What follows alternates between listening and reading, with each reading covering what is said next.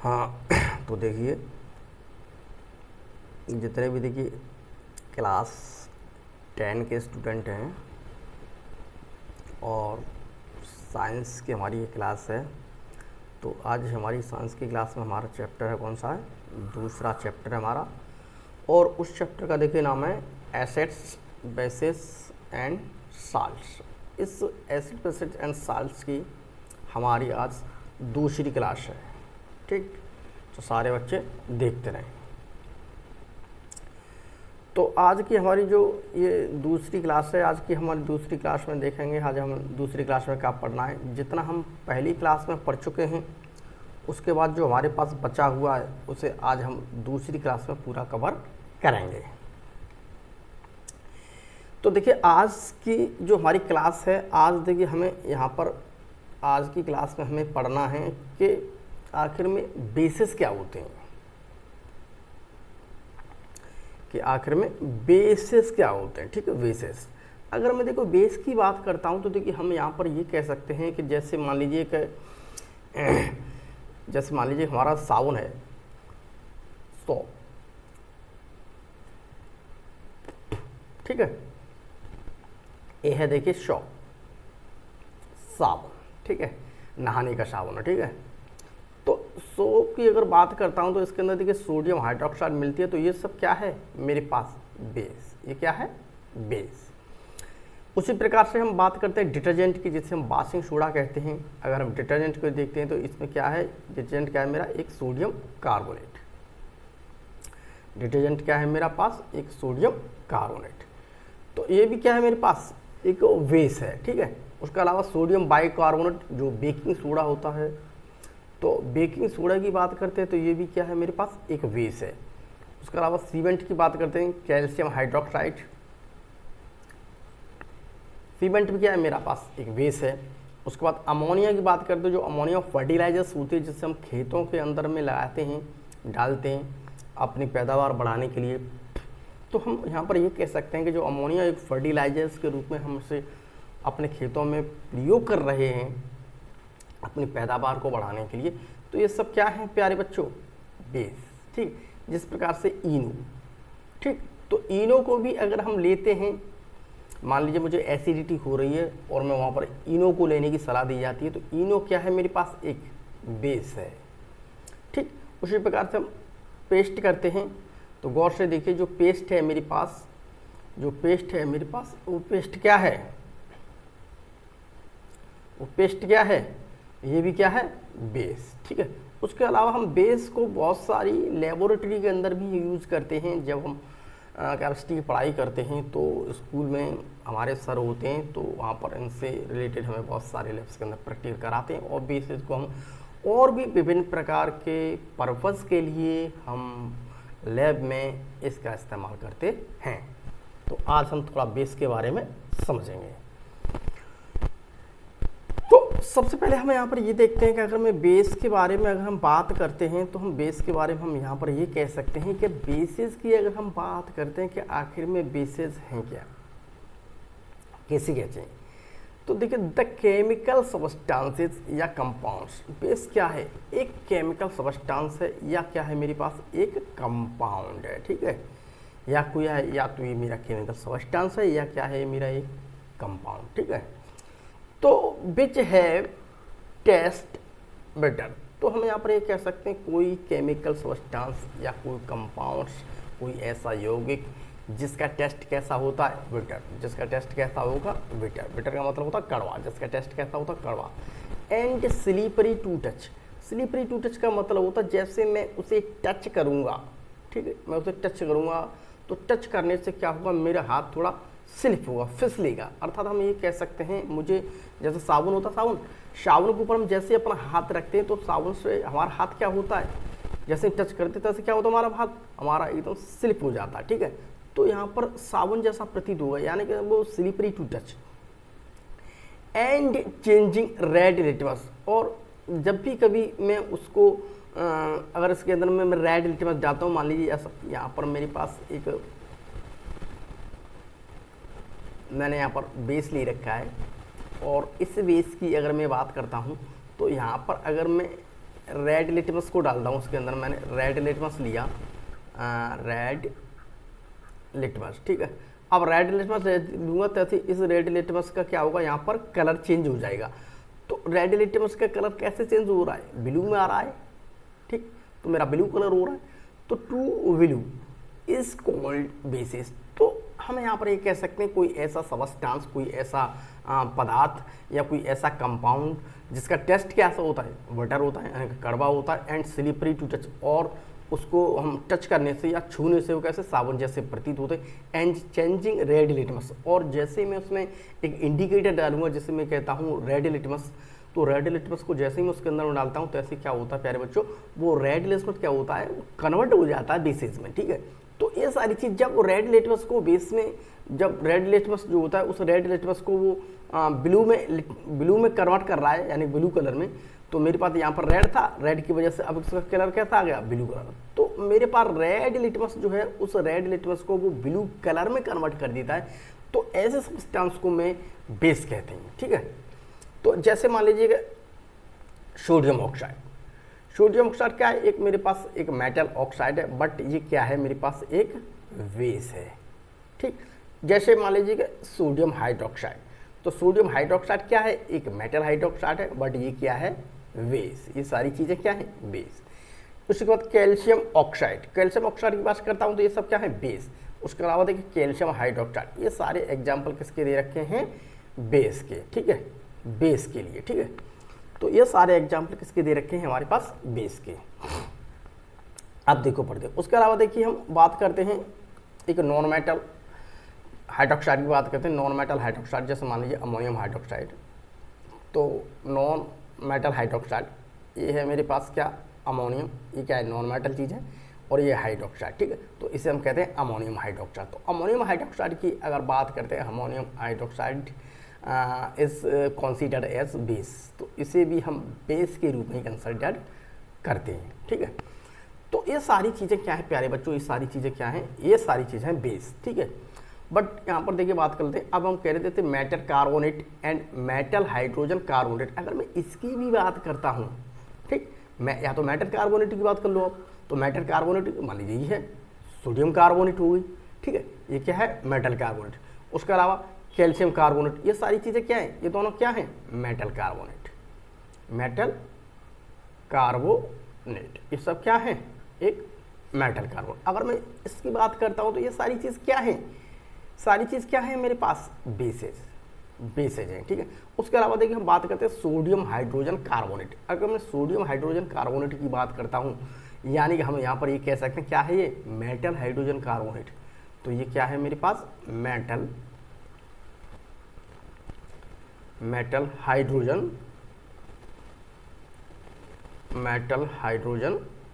Carbonate, ठीक है, metal hydrogen. तो हम यहाँ पर ये कह सकते हैं कि अगर मैं किसी प्रकार से मेटल कार्बोनेट की बात करता हूँ या मेटल हाइड्रोजन कार्बोनेट की बात करता हूँ, तो these are also considered to bases. इन सबको हम बेस ही मान सकते हैं, ये सब क्या है, बेस ही हैं, बिकॉज दे न्यूट्रलाइज एसिड्स। अगर ये क्या है, क्योंकि ये अगर हम एसिड्स के ऊपर अगर हम इसकी एक्टिविटी कराते हैं, अगर एसिड के साथ मैं इसकी क्रिया कराता हूँ, तो ये क्या करती हैं, उस एसिड्स को क्या कर देते हैं, बाद में जाकर के न्यूट्रलाइज कर देती हैं। तो इसलिए बिकॉज दे न्यूट्रलाइज एसिड्स, इसलिए ये एसिड्स को क्या कर देते हैं, न्यूट्रलाइज कर देते हैं, ठीक है। तो जो चीज़ एसिड्स को न्यूट्रलाइज कर रही है, तो प्यारे बच्चों हम यहाँ पर ये कह सकते हैं वो चीज़ क्या है, मेरी बेस है। दूसरी बात हम यहाँ पर बात करते हैं, अगर बात बेसिस की चल रही है तो हम देखिए यहाँ पर अगली प्रॉपर्टीज में ये समझेंगे इसके बारे में कि आखिर में हम यहाँ पर ये कह सकते हैं अगर बेस है तो वो क्या है, वाटर सोल्यूबल होता है। मान लीजिए कि मैंने यहाँ पर एक वाटर ले रखा है, यहाँ पर हमने ले रखा है वाटर, ठीक है, यहाँ पर हमारे पास क्या है, इसके अंदर में वाटर, ठीक, वाटर, इसके अंदर में क्या है मेरे पास, वाटर। अगर मैं यहाँ पर किसी प्रकार से बेस को डाल देता हूँ, ठीक, यहाँ पर मैंने किसको डाल दिया, बेस को, तो हम यहाँ पर ये कह सकते हैं जैसे मैं बेस को डालूंगा तो ऐसे वो इसके अंदर क्या हो जाएगा, डिजोल्व, क्या हो जाएगा इसके अंदर, डिजोल्व। तो वाटर सोल्यूबल होता है, अर्थात ये बेस क्या होता है, वाटर सोल्यूबल, तो उसमें अच्छी तरह से डिजोल्व है, ठीक है। तुम थोड़ा और देखिए समझते हैं, तो जैसे NaOH सोडियम हाइड्रोक्साइड, ठीक है, वाटर सोल्यूबल है, ठीक है। उसके अलावा KOH potassium hydroxide water soluble है। उसके बाद देखिए कैल्शियम हाइड्रोक्साइड, ये क्या है, वाटर सॉल्यूबल। उसके बाद देखिए अमोनियम हाइड्रोक्साइड, ये क्या है, वाटर सॉल्यूबल। उसके बाद से ये क्या है, मैग्नीशियम हाइड्रोक्साइड, ये सब क्या है, वाटर सॉल्यूबल। अगर किसी प्रकार से एसिड्स की अगर मैं बात करता हूँ तो वो एसिड्स वो वाले, अगर मैं किसी प्रकार से बेसिस की बात करता हूँ, सॉरी यहाँ पर मैं एसिड्स भूल गया, बेसिस की बात करता हूँ, ये सारी चीज़ क्या है, बेसिस। तो ऐसे बेसिस की बात करते हैं जो बेसिस क्या है मेरे पास वाटर के साथ में क्या है, सॉल्यूबल। तो हम ऐसे बेसिस की बात करते हैं जो बेसिस क्या है वाटर के साथ सॉल्यूबल। तो these are water soluble bases. तो ऐसे बेसिस जो होते हैं जो वाटर के साथ अच्छी तरह से घुल जाते हैं, उन्हें हम स्पेशली रूप से ये कहते हैं एल्कली। तो इन्हें हम स्पेशल रूप से क्या कह देते हैं, एल्कली। तो हम इस प्रकार के बेसिस की बात करते हैं, उन बेसिस की बात करते हैं जो अच्छी तरह से वाटर के अंदर में डिसॉल्व हो रहा है, तो हम उसे कहेंगे, उनके लिए हम स्पेशली रूप से एक नाम दे सकते हैं एल्कली, ठीक है। उसके लिए स्पेशल रूप से नाम क्या दिया गया यहाँ पर, एल्कली। अब बेसिस की बात करते हैं तो हम यहाँ पर ये कह सकते हैं कि बेसिस हमें देखिए दो प्रकार के देखने के लिए मिलते हैं। तो बेसिस की बात करते हैं तो बेसिस कितने होते हैं, 2 टाइप्स, ठीक है, 2 टाइप। एक तो बेसिस वो होता है जिसे हम कहते हैं स्ट्रॉन्ग बेसिस, और एक बेसिस वो होता है जिसे मैं कहता हूँ वीक बेसिस, ठीक। तो स्ट्रॉन्ग बेसिस देखते हैं कौन से। तो स्ट्रॉन्ग बेसिस ऐसे होते हैं जो कि अगर हम डायरेक्टली कोई इंसान लेता है तो उसके लिए क्या है, थोड़े हार्मफुल हो सकते हैं, ठीक है। बट वीक बेस क्या है, इंसान के लिए हार्मफुल नहीं होते। तो देखिए those bases which completely ionise in water. तो अगर ऐसा कोई मेरे पास बेस है, ऐसा कोई मेरे पास बेस है, उस बेस को मैं पानी है, वाटर है, उस वाटर के साथ में मैं इसको अगर डाल देता हूँ तो यहाँ पर कंप्लीट रूप से ये है मेरे पास वाटर और ये है मेरे पास बेस, ठीक है। अगर मैं इसके अंदर में डाल देता हूँ, ये कंप्लीट पूर्ण रूप से क्या हो जाता है, आयनाइज, ठीक है, आयनाइज। आयनाइज का मतलब वो है ऐसे है, तो यहाँ पर इस प्रकार की कंडीशन में ये टूट जाएगा, अर्थात हाइड्रोक्साइड आयंस देगा, ठीक है। तो जैसे ही वाटर के अंदर में डालूंगा तैसे ही क्या होगा, to produce a large amount of hydroxide ions. अब यहाँ पर क्या है, जैसे ही मैंने वाटर के अंदर में डाला तैसे ही वो आयनाइज हो गया, अर्थात हाइड्रोक्साइड आयंस के अंदर में क्या टूट गया, और यहाँ पर हाइड्रोक्साइड आयंस क्या बहुत ज़्यादा मात्रा में मुझे मिलने लगे। तो मैं ऐसे बेसिस की बात करता हूँ जो बेसिस पानी में पूर्ण रूप से घुल जाते हैं, और घुलने के बाद वो क्या होता है, हाइड्रोक्साइड आयंस को अच्छी तरह से क्या कर देते हैं, लार्ज अमाउंट में क्या करते हैं, वो रिलीज कर देते हैं, ठीक है। जैसे मान लीजिए NaOH, जैसे मान लीजिए KOH, ठीक है। तो यहाँ पर इसे अगर मैं वाटर में घोलता हूँ तो ये सबसे पहले क्या करेगा, अच्छी तरह से हाइड्रोक्साइड आयंस को क्या कर देगा, यहाँ पर रिलीज कर देगा, ठीक, कंप्लीटली, ठीक है, कंप्लीटली, ठीक है। अब यहाँ पर देखिए वीक बेसिस की बात करता हूँ तो those bases which partially ionise in water. अब इसकी बात करता हूँ, इनको अगर मैं वाटर के अंदर में घोल रहा हूँ, इसको मैं अगर वाटर के अंदर में घोल रहा हूँ मैं इन वालों को, ठीक है। तो इस वाले बेसिस को पानी के अंदर, तो ये पार्शली हो रहा है। पार्शली का मतलब होता है पूरा नहीं हो रहा है, ठीक है, पूरा इसके अंदर में नहीं हो रहा, पूरे आयनाइज को ये क्या करेगा, इसमें रिलीज नहीं कर सकता, ठीक है। तो पूरे आयनाइज यहाँ पर रिलीज नहीं करेगा। तो यहाँ पर ये कैसे, ये अच्छी एक तो अच्छी तरह से घुल गई मेरी वाटर के अंदर में, और ये चीज़ क्या है, अच्छी तरह से नहीं घुल रही है वाटर के अंदर, ठीक है। तो यहाँ पर देखो कह सकते हैं they can produce a small amount of hydroxide ions. तो जैसे मान लीजिए कि अमोनियम हाइड्रोक्साइड, जैसे मान लीजिए कैल्शियम हाइड्रोक्साइड, जैसे मान लीजिए मैग्नीशियम हाइड्रोक्साइड।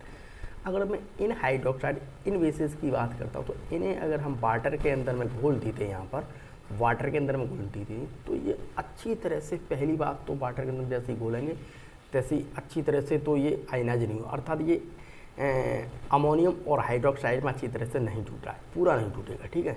बहुत ही कम लेस अमाउंट के अंदर में ये प्रोड्यूस करेगा, बहुत कम मात्रा में हाइड्रोक्साइड अंश को देगा, बट यहाँ पर हाइड्रोक्साइड अंश को ज़्यादा मात्रा में रिलीज कर रहा है और यहाँ पर कम कर रहा है। तो जो अच्छी तरह से नहीं उसके अंदर में आयनाइज हो पा रहा है, यानी हम ये कह सकते हैं वो अच्छी तरह से उसके अंदर नहीं घुल पा रहा है, पूर्ण रूप से नहीं घुल पा रहा है, बट यहाँ पर क्या है, वो पूर्ण रूप से घुल पा रहा है, ठीक है। अगर कुछ कॉमन प्रॉपर्टीज़ की बात करते हैं तो कोई कॉमन प्रॉपर्टीज़ देखते हैं जो हमें बेस के लिए मिलती हैं। एग्जाम्स के अंदर आ जाता है कि कॉमन प्रॉपर्टीज़। ठीक, कॉमन प्रॉपर्टीज़ के ऊपर अगर कोई प्रश्न आ जाता है कि कॉमन प्रॉपर्टीज़ लिखिए, तो कॉमन प्रॉपर्टीज़ के बारे में हम यहाँ पर समझेंगे। तो कॉमन प्रॉपर्टीज़ में देखिए सबसे पहली बात है कि जितने भी बेसेज होते हैं, ऑल बेसेज है बीटा टेस्ट, जितने भी मेरे पास बेसेज होंगे, ठीक है, उनका मुझे टेस्ट कैसा मिलेगा, रिटर्न। ठीक है, दूसरी बात, टच्ड विद हैंड्स, अगर मैं उन्हें हाथ से टच करता हूँ तो इट फील्स स्लीपरी, तो मेरे हाथ में क्या है, एक फिसलन जैसी महसूस होगी, अर्थात मेरा हाथ क्या फिसल जाएगा। और अर्थात हम ये भी कह सकते हैं दूसरे शब्दों में कि मुझे वहाँ पर जैसे ही मैं टच करता हूँ तो मुझे साबुन की तरह, जैसे मेरा हाथ नहीं फिसलता है तो मेरे को साबुन की तरह क्या होता है, वो टच होते हैं। ठीक है, तो बेसेस, अगली बात, bases change the colour of red litmus to blue. अगर उसकी बात करूँ मैं, तो रेड मेरे पास लिटमस है वो ब्लू में कन्वर्ट हो रहा है। मान लीजिए कि मेरे पास एक मैंने लिटमस पेपर डाल दिया, इसके अंदर में ये है मेरे पास बेस और ये है लिटमस पेपर। तो यहाँ पर देखिए ये लिटमस पेपर पड़ा हुआ है, तो इसका कलर देखिए कैसा है मेरे पास, रेड, बट जैसे ही छार के अंदर में आएगा तैसे ये कैसा हो जाएगा, ब्लू हो जाएगा। ठीक, जैसे ही कैसा हो जाएगा, ब्लू। तो जैसे ही ब्लू हो जाएगा तैसे हम समझ जाएंगे प्यारे बच्चों ये चीज़ क्या है, हमारे पास बेस है। ठीक है, उसके अलावा देखिए अगर बात करता हूँ, जैसे मान लीजिए मिथाइल ऑरेंज इंडिकेटर, अगर मैं मिथाइल ऑरेंज इंडिकेटर को इसके अंदर में डालता हूँ तो ये येलो कलर जो होता है, इस मिथाइल ऑरेंज का जो येलो कलर होता है, तो मैं बात करता हूँ जैसे मैं उसके अंदर डालूँ, मान लीजिए मेरे पास कोई एक ये बेस है और इस बेस के अंदर मैं बात करता हूँ, तो जैसे मैं मिथाइल ऑरेंज को यहाँ पर डालूंगा, ठीक, तो इस समय पे ये नॉर्मल कलर का है, तो जैसे ही मिथाइल ऑरेंज को मैं इसमें डाल दूंगा तैसे इसका कलर कैसा हो जाएगा, येलो। ठीक है, येलो। तो क्या करता है, ये येलो कलर देता है। उसी प्रकार से फिनोप्थलीन की बात करते हैं, अगर फिनोप्थलीन को लेता हूँ तो फिनोप्थलीन को मैं इसके अंदर में डालूंगा तो ऐसे क्या होगा फिनोप्थलीन का, पिंक कलर। तो कोई भी चीज़ है उसके अंदर अगर मान लीजिए मैं फिनोप्थलीन को डाल दिया, तो फिनोप्थलीन को जैसे ही डालूंगा तैसे इसका कलर कैसा हो जाएगा, पिंक हो जाएगा। ठीक, तैसे इसका कलर कैसा हो जाएगा, पिंक हो जाएगा। तो इस चीज़ को थोड़ा हमें ध्यान रखना है यहाँ पर एग्जाम के हिसाब से। अगली बात इसकी प्रॉपर्टीज़ क्या है, अगली अगर हम प्रॉपर्टीज़ की बात करते हैं तो हम यहाँ पर यह कह सकता हूँ कि they give hydroxide ions in aqueous solution. अगर मेरे पास कोई बेस है, ठीक, अगर मेरे पास कोई बेस है, ये है मेरे पास मान लीजिए बेस और ये बेस है, तो यहाँ पर मैं कहता हूँ जैसे मान लीजिए ये मेरे पास वाटर है। अब इसमें जैसे ही मैं बेस को डालूंगा तैसे ही वो क्या करेगा, हाइड्रोक्साइड आयंस को क्या करेगा, वो रिलीज़ करेगा। ठीक, हाइड्रोक्साइड आयंस को क्या करेगा, वो रिलीज। तो हम यहाँ पर ये कह सकते हैं जब कहीं पर भी हाइड्रोक्साइड आयंस रिलीज हो रहा है, अगर हम वहाँ पर किसी प्रकार से धारा को प्रभावित करें तो हम यहाँ पर कहते हैं करंट उसमें अच्छी तरह से कंडक्ट होता है। अर्थात बेसेस आर इलेक्ट्रोलाइट्स। तो बेसेस क्या होते हैं, एक तरह के मेरे इलेक्ट्रोलाइट्स होते हैं। ठीक है, तो हम यहाँ पर ये कह सकते हैं जब इलेक्ट्रोलाइट्स होते हैं तो हम यहाँ पर यही भी बात कह सकते हैं कि ये क्या होते हैं, बेसेस क्या होते हैं, good conductor of electricity.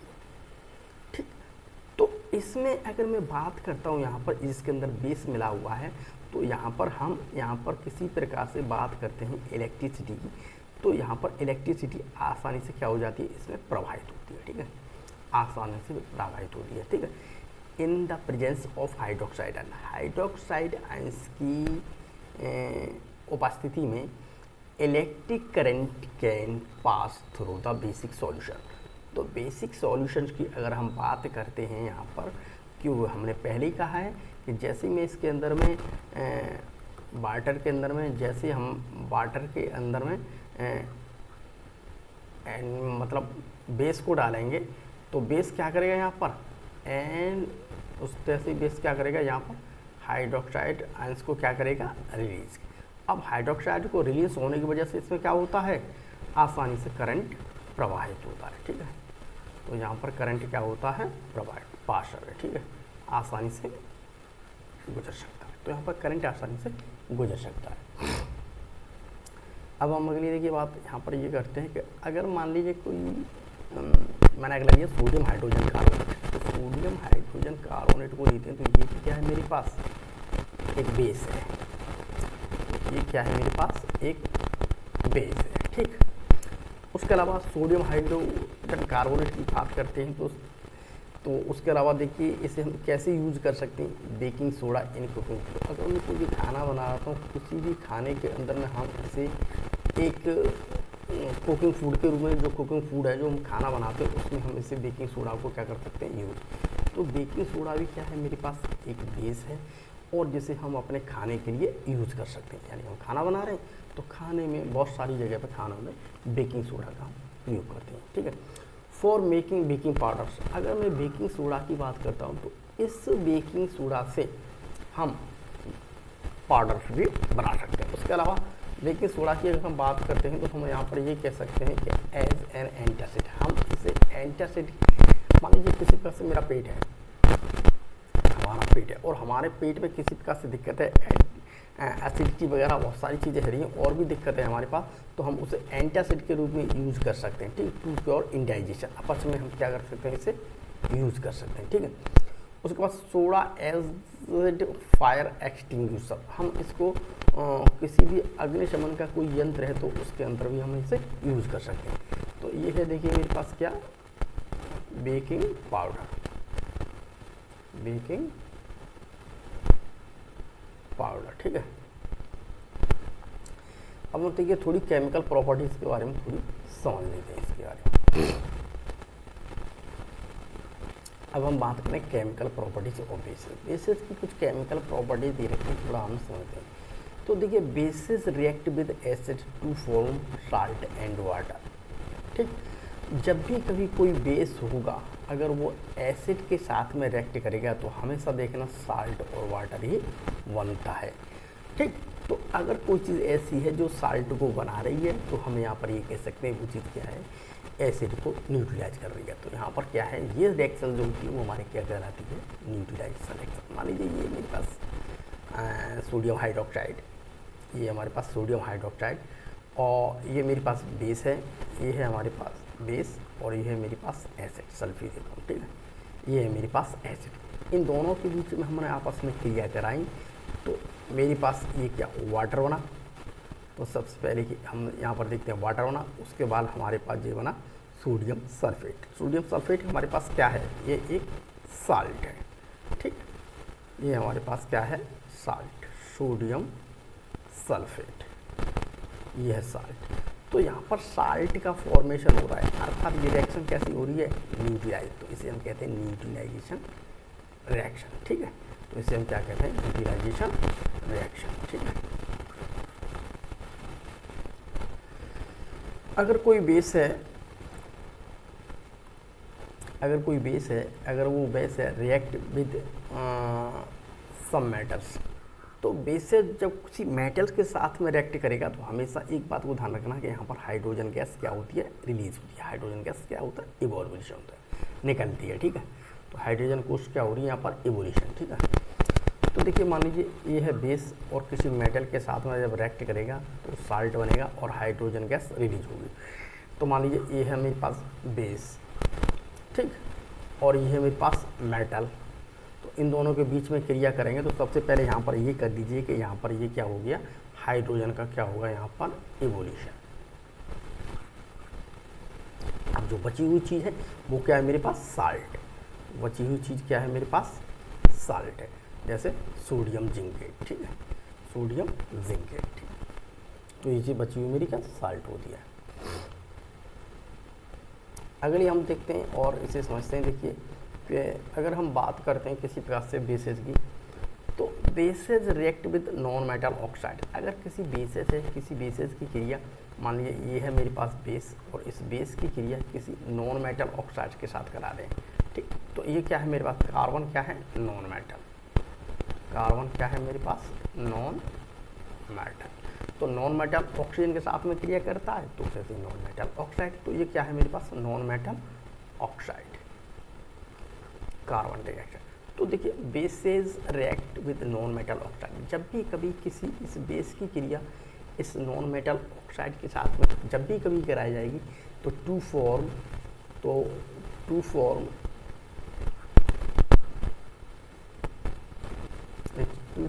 Salt and water. तो यहाँ पर देखिए वाटर का फॉर्मेशन होता है, उसके अलावा यहाँ पर साल्ट बन जाता है। साल्ट का बना मेरे पास CaCO3, कैल्शियम कार्बोनेट।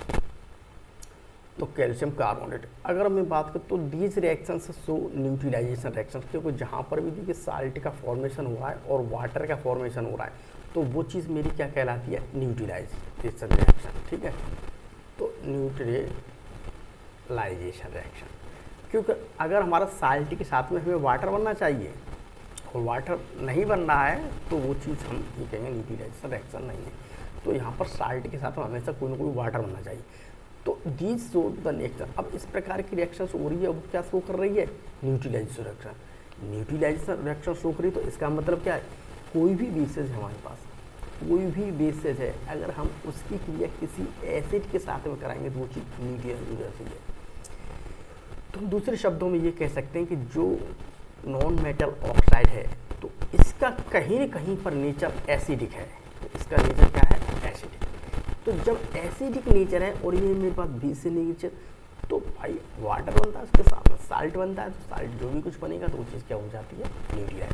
तो इसीलिए क्या अगर ये भी शो करिए न्यूट्रलाइजेशन देखो, बिकॉज देखो लिखा है non metal oxides are acidic nature. तो ये एसिडिक नेचर की है। तो हमारी जो नॉन मेटल ऑक्साइड है, जैसे हम कार्बन डाइऑक्साइड कहते हैं, ये नॉन मेटल क्या है, एक एसिडिक नेचर की है, जिसकी वजह से साल्ट बनता है। अगले हम यहाँ पर देखते हैं कि यूजर्स ऑफ बेसेस, जो बेस होते हैं उस बेस के हमें यहाँ पर देखेंगे यूज। अगर मैं NaOH बेस की बात करता हूँ, ये है मेरे पास बेस, ठीक है, NaOH स्ट्रॉन्ग बेस है।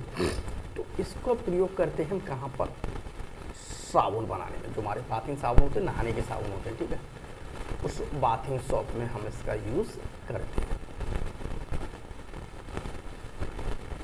उसके अलावा देखिए हम इसमें पेपर की फॉर्मेशन कर सकते हैं, उसके अलावा सिंथेटिक फाइबर बना सकते हैं, जैसे कि रेयन, ठीक, सिंथेटिक फाइबर जो बहुत अच्छे अच्छे कपड़े आते हैं, रेयन के बहुत बढ़िया बढ़िया कपड़े आते हैं। तो कपड़ों को जब अच्छे अच्छे कपड़े बनाते हैं तो सिंथेटिक जो फाइबर बनेगी उस फाइबर से हम जो कपड़े बनाने हैं, जैसे रेयन बनाएंगे, तो सिंथेटिक फाइबर को बनाने के लिए भी मैं यहाँ पर बेस का यूज़ करता हूँ NaOH का, ठीक है। तो यहाँ पर NaOH का फॉर्मेशन से हम ये चीज़ बना सकते हैं, ठीक है, मैन्युफैक्चरिंग से। अब बात करते हैं देखिए हम कैल्शियम हाइड्रोक्साइड की। कैल्शियम हाइड्रोक्साइड की बात करते हैं जिसे हम कहते हैं स्लेट लाइम, ठीक, या हम इसे दूसरी भाषा में ये भी कह सकते हैं लाइम वाटर, लाइम वाटर। तो हम कैल्शियम हाइड्रोक्साइड या स्लेट लाइम या लाइम वाटर हम बात करते हैं, तो इसको use in manufacture of bleaching powder. तो अगर मुझे ब्लीचिंग पाउडर बनाना है तो ब्लीचिंग पाउडर के फॉर्मेशन के अंदर में मैं इसे यूज़ करूँगा, ठीक है। तो जैसे मैं ब्लीचिंग पाउडर बनाऊंगा तो ब्लीचिंग पाउडर के फॉर्मेशन में इसका प्रयोग करते हैं। अब बात मैग्नीशियम हाइड्रोक्साइड की बात करते हैं, तो मैग्नीशियम हाइड्रोक्साइड को हम एक एंटासिड के रूप में यूज़ करते हैं, ठीक है, for neutralising acid in the stomach and cure indigestion. मान लीजिए कि मेरा पेट है, पेट में अगर मैंने किसी प्रकार से, मान लीजिए हम बात कर रहे हैं अपने पेट की, तो हम यहाँ पर ये कह सकते हैं कि अगर हम पेट की बात कर रहे हैं तो हम यहाँ पर ये कह सकते हैं कि जो भी कोई खाना खाया तो कभी कभी ऐसा होता है कि हमारा जो पेट होता है यहाँ पर वो HCl को एक्सेस मात्रा में रिलीज़ करता है, बहुत ज़्यादा मात्रा में। जो बहुत ज़्यादा मात्रा में यहाँ रिलीज़ हो रहा है, जिसकी वजह से मुझे क्या हो जाएगी, एसिडिटी। जिसकी वजह से मुझे क्या हो जाएगी, एसिडिटी। जब भी कभी एसिडिटी होती है तो हम वहाँ पर खा लेते हैं छाछ, क्योंकि एसिड की अगर मात्रा बढ़ रही है तो एसिड की अगर कोई भी मात्रा हमारे शरीर में बढ़ रही है तो हम इसकी क्रिया बेस के साथ में करा देंगे तो वो चीज़ क्या हो जाती है, एकदम न्यूट्रलाइज हो जाती है। वो चीज़ क्या हो जाती है, न्यूट्रलाइज। तो वाटर और साल्ट का फॉर्मेशन होता है तो चीज़ क्या हो जाएगी, एकदम न्यूट्रलाइज, ठीक है। तो मान लीजिए मैं इनो ले लूँगा, तो हम क्या ले लेते हैं, इनो क्या है मेरे पास, बेस है।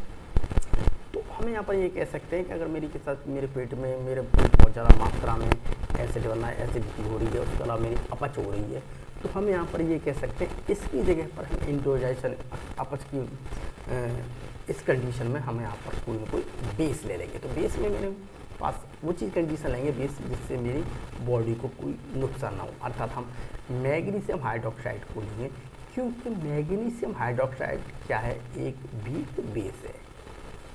और वीक बेस या वीक एसिड वो होते हैं जो हमें किसी प्रकार की कोई हार्म, मतलब किसी प्रकार की हमें कोई हानि नहीं पहुंचाते हैं, वो क्या है, नॉट हार्मफुल अवर बॉडी, ठीक है। इसी प्रकार से बात करते हैं सोडियम कार्बोनेट की। सोडियम कार्बोनेट की अगर बात करते हैं तो ये भी हमारे पास बेस है। तो इसे हम देखिए washing soda and for softening hard water, तो यहाँ पर हम इसे वॉशिंग सोडा के लिए हम इसे यूज़ करते हैं। उसके अलावा जो पानी होता है उस हार्ड वाटर होता है, हार्ड वाटर की सॉफ्टनिंग के लिए भी हम इसे यूज़ करते हैं सोडियम कार्बोनेट को। अब यहाँ पर समझने वाली देखिए चीज़ ये है कि अगर मैं जितने भी बेस की बात करता हूँ, जैसे मान लीजिए बेस है, तो देखिए what do all the bases have in common, तो जितने भी बेसेस होते हैं उन सभी बेसेस के अंतर्गत में हमें ये देखनी है कॉमन चीज़ क्या है, जो सारी बेसेस में मुझे मिली। तो हम यहाँ पर बात करते हैं वो चीज़ क्या है कॉमन जो मुझे सारी बेसेस में देखने के लिए मिलती है। अगर मैं बात करूँ तो all bases have hydroxide ions, जितने भी मेरे पास बेसेस होते हैं, यानी जितने भी हमारे पास जितने भी हमें कॉमन बेसिस मिलेंगे, जितने भी सारे बेसिस होंगे उनके पास कॉमन चीज़ एक होगी। वो पहली बात क्या है, उनके पास सबके पास क्या होगा, हाइड्रोक्साइड आयंस होगा। ठीक है, हाइड्रोक्साइड आयंस होगा because after dissolving in water they produce hydro. जैसे ही मान लीजिए कि ये है मेरे पास क्या, ये है मेरे पास वाटर, ये है मेरे पास क्या, वाटर। ठीक है, अब मैं जैसे ही इसके अंदर किसी भी बेस को मैं इसके अंदर क्या करूँगा, डिजोल्व। ठीक है, तो किसी भी बेस को मैं जैसे ही इसके अंदर मैं ऐड करूँगा, तो जैसे ही ऐड होगा तैसे वो क्या हो जाएगा, यहाँ पर डिजोल्व हो जाएगा। तो यहाँ पर डिजोल्व होने के बाद मानो क्या करता है, वो हाइड्रोक्साइड आयंस को रिलीज कर देता है। ये कॉमन बात है शरीर में, जितने भी बेस होंगे वो जैसे ही वाटर के अंदर में घुलेंगे तैसे ही वो क्या हाइड्रोक्साइड आयंस को क्या करेंगे, वो रिलीज कर देंगे। ठीक है, तो हाइड्रोक्साइड आयंस की बात करें तो hydroxide ions responsible for their basic nature. Hydroxide जो आयंस होता है, इन हाइड्रोक्साइड आयंस के गुण की वजह से जो उसमें डिसॉल्व है, इसकी गुण की वजह से क्या होता है, ये इनका क्या होता है, बेसिक नेचर। बेसिक नेचर के लिए कौन जिम्मेवार है, इसका बेसिक नेचर हाइड्रोक्साइड आयंस। अगर हाइड्रोक्साइड आयंस वहाँ पर रिलीज होगा तो मतलब क्या है, बेस है। तो हम यहाँ पर ये कह सकते हैं अगर कोई भी मेरा बेस है उसे मैं वाटर के साथ में ऐड कर दूँ, यानी उसे वाटर के साथ में हम मिलाते हैं तो वो हाइड्रोक्साइड आयंस को रिलीज करेगा। ये बार बता सकते हैं, जैसे मान लीजिए NaOH, इसे मैं वाटर के साथ में जैसे ही ऐड करूँगा, डिसोशिएट करूँगा, तो ऐसे वो क्या हो जाएगा, डिसोशिएट, ठीक, टूट जाएगा। ठीक, तो यहाँ पर सोडियम आयन बन गया और ये हाइड्रोक्साइड आयंस, ये चीज़ रिलीज होगी यहाँ पर। ठीक, यहाँ पर क्या होगी, ये चीज़ रिलीज होगी, इस चीज़ को वो रिलीज करेगा।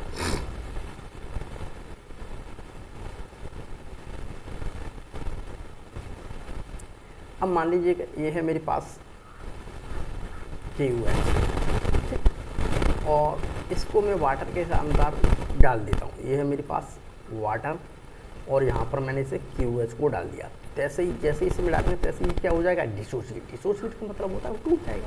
ठीक, तो पोटेशियम आयंस अलग हो जाएंगे और वो हाइड्रोक्साइड आयंस को क्या कर देगा, यहाँ पर रिलीज करेगा। ठीक, हाइड्रोक्साइड आयंस को क्या करेगा, इसी तरह से मैग्नीशियम हाइड्रोक्साइड को लोगों इसे वाटर के साथ में जैसे करेंगे तैसे वो क्या हो जाएगा, डिसोशिएट हो जाएगा, अर्थात उसका ब्रेक डाउन हो जाएगा, वो टूट जाएगा, आयनाइज हो जाएगा। तो जिसकी वजह से मुझे हाइड्रोक्साइड आयंस क्या करेंगे, यहाँ पर वो रिलीज कर देगा। ठीक है, तो यहाँ पर ये कह सकते हैं all the bases then dissolve in water, जितने भी बेसेस होते हैं जब वो पानी के अंदर में डिजोल्व हो जाते हैं तो इट गिव्स हाइड्रोक्साइड आयंस। तो वो क्या करते हैं, हाइड्रोक्साइड आयंस को क्या करते हैं, देते हैं, अर्थात रिलीज करते हैं। ठीक, अब यहाँ पर देखिए जो कॉमन चीज़ है उस कॉमन चीज़ को हम थोड़ा यहाँ पर समझेंगे प्यारे बच्चों, कि हम यहाँ पर समझें differences between acid and bases. अगर मैं एसिड्स की बात करता हूँ, ये है मेरे पास एसिड्स, ये है मेरे पास बेसिस।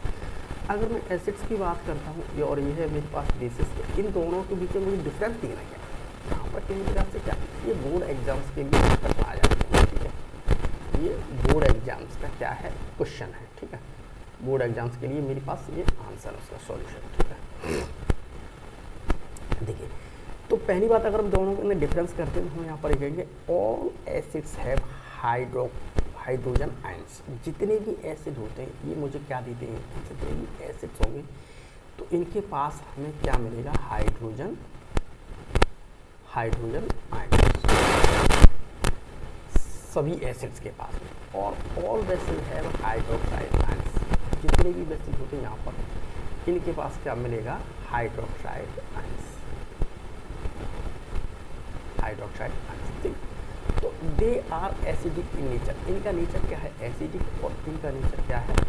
बेस। ठीक है, तो वैन एसिड, जैसे ही मैं किसी एसिड को वाटर के साथ में डिजोल्व करूँगा, ठीक है, तो ये है मेरे पास मान लीजिए वाटर, और यहाँ पर मैं किसी भी एसिड को डालूंगा, ठीक है, एसिड को डालूंगा, जैसे ये क्या हो जाएगा?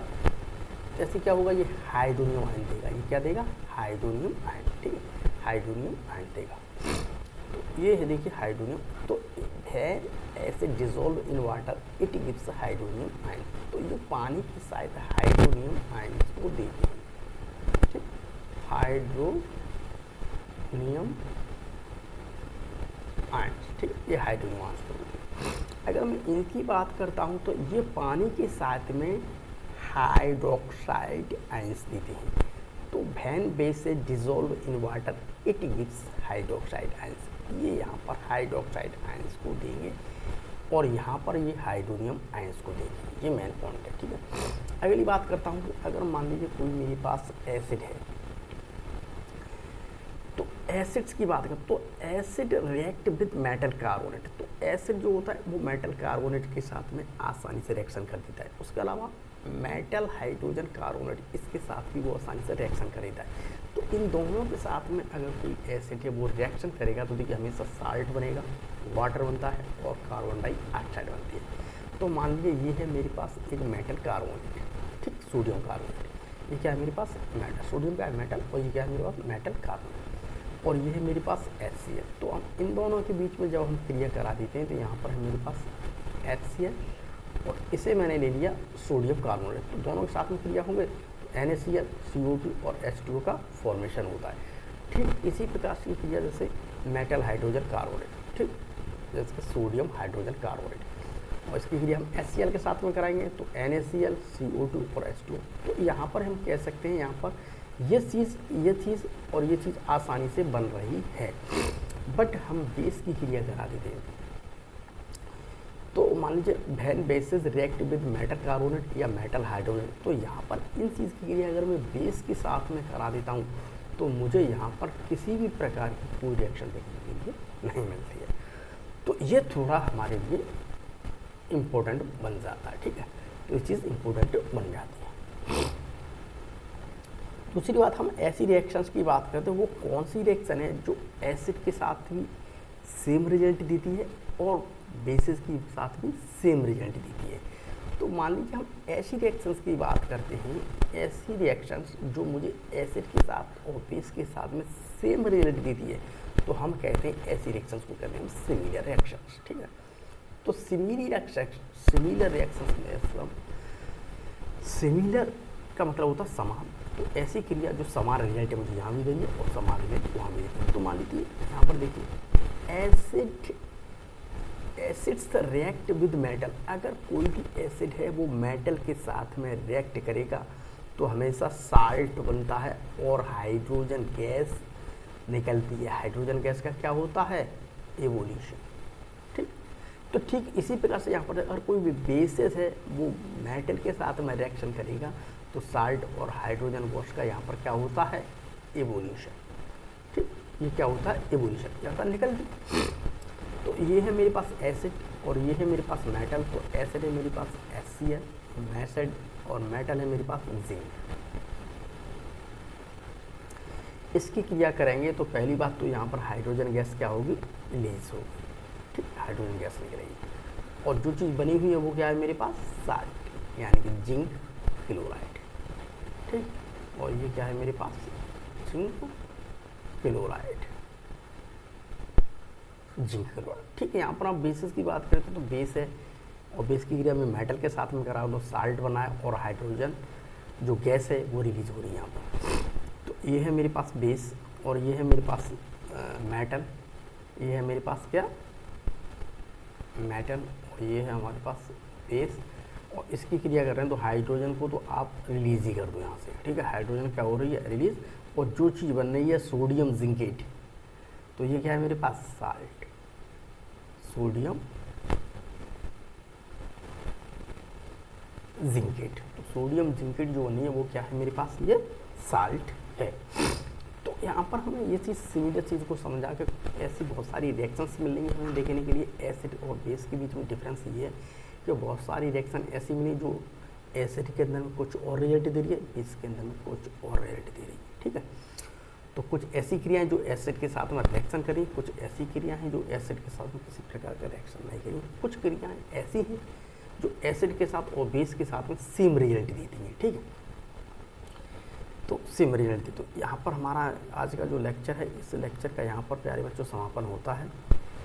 तो यहाँ पर हमारे क्या है, इस लेक्चर का क्या होता है, यहाँ पर समापन होता है, ठीक है। अगले लेक्चर में आपसे फिर मिलेंगे, तब तक के लिए बाय बाय।